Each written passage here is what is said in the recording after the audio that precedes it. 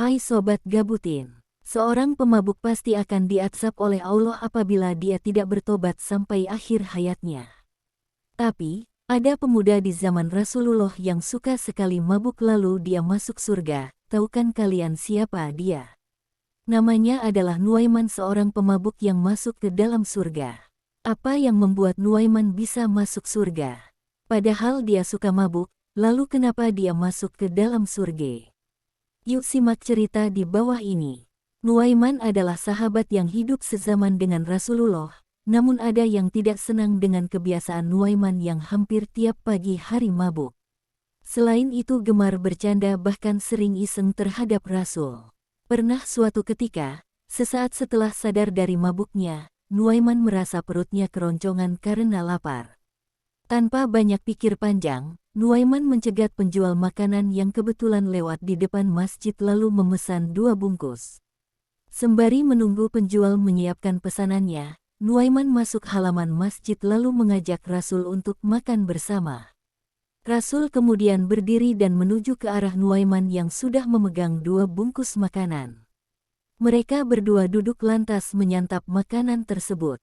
Setelah makanan habis, Rasul hendak kembali ke masjid namun dihadang oleh Nuaiman. Mau kemana ya Rasul? Abis makan masak tidak bayar, kata Nuaiman. Rasul pun dengan senyumnya balik tanya, yang pesan kamu kan? Betul ya Rasul, jawabnya sambil berdeham.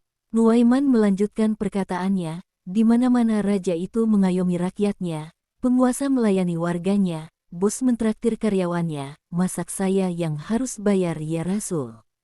Rasul lantas merogoh kocek sambil memberikan sejumlah uang kepada Nuaiman dengan senyum yang agak terkekeh. Pasca kejadian tersebut, kebiasaan mabuk Nuaiman tak kunjung berhenti.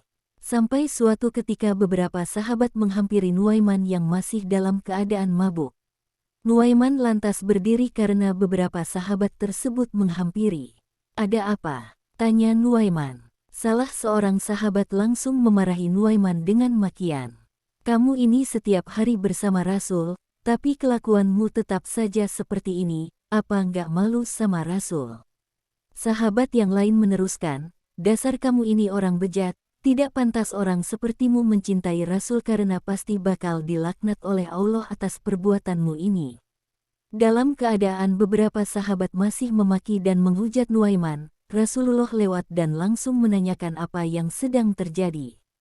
Salah satu sahabat menceritakan kejadian sesaat sebelum Rasul datang.